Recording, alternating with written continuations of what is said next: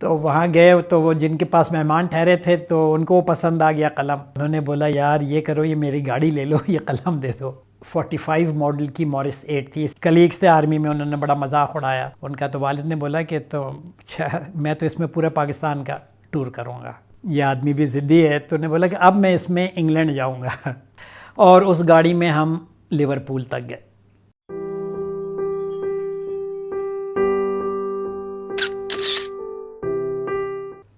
چند جو بنیادی چیزیں ہیں جو میں سمجھتا ہوں جس نے مجھے جو ہے آپ بولیے کہ ہمیشہ جستجو میں رکھا ہے اور ہوپ فل رکھا ہے، وہ میرے والد صاحب کی پرسنالٹی سے ان میں ماشاءاللہ وہ چیزیں موجود تھیں.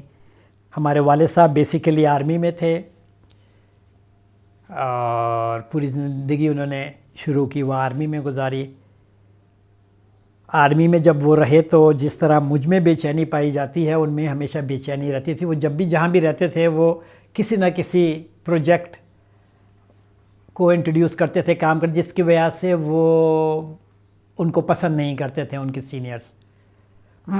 آرمی میں رہ کے جو ہے یہ میں نے آبزرو کیا. لیکن بہرکیف جیسے میں نے آپ کو بتایا 88 میں انہوں نے آرمی میں رہتے ہوئے حکومت اور آرمی کے خلاف کتاب لکھی. انہوں نے سیلویشن آف ایسٹ پاکستان ان کو کرٹیک کیا، لیکن جیسے ہی ریٹائر ہوئے وہ کتاب انہوں نے پبلش کرائی. یہ 1962 کی بات ہے کہ وہ ہم ملتان میں تھے. والد صاحب جو ہے وہ کسی دوست کو وزٹ کرنے رسال پور گئے غالباً، اور وہاں پہ والد صاحب کے پاس ایک قلم ہوتا تھا موٹا سا، پریزیڈنٹ پین کہلاتا تھا وہ. تو وہاں گئے تو وہ جن کے پاس مہمان ٹھہرے تھے تو ان کو وہ پسند آ گیا قلم. تو انہوں نے بولا یار یہ کرو، یہ میری گاڑی لے لو، یہ قلم دے دو. تو اور والد صاحب نے میرے خیال 2000 روپے دیے اور اپنا قلم دیا اور وہ گاڑی ان کی لے آئے. وہ گاڑی جو تھی 1945 ماڈل کی مورس 8 تھی. 1962 کی بات کر رہا ہوں میں. وہ 1945 ماڈل کی مورس 8 تھی.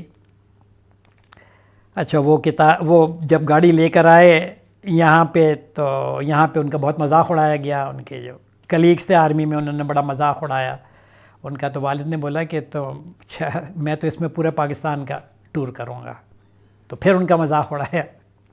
تو وہ پھر 1962 یا 63 میں ہم نکلے ہیں کہ ہم نے پورے ناردرن ایریاز کا پہاڑی پہ اس گاڑی کو لے گئے. وہ ٹھیک ہے گاڑی پرانی تھی اور انجن اتنا اسٹرانگ نہیں تھا، کبھی کبھی ہمیں اترنا پڑتا تھا، دھکا دینا پڑتا تھا پہاڑ کے اوپر چڑھانے کے لیے گاڑی کو. لیکن وہ ہم نے پورا کیا. پھر کراچی گئے، کراچی سے واپس آئے. تو جب یہ کر کے آ گئے تو دوستوں کو دوست جو ہے انہوں نے مان لیا کہ ہاں بھائی یہ آدمی بھی ضدی ہے. تو نے بولا کہ اب میں اس میں انگلینڈ جاؤں گا.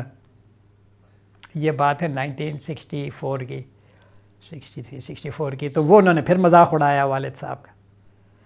تو 65 میں والد صاحب، والدہ اور چھوٹے 3 بچے، ہم 7 بھائی بہن تھے. تو چھوٹے 2 کو لے جا رہے تھے، میں اڑ گیا، میں تیسرے نمبر پہ آتا تھا. میری عمر 10 سال کی تھی.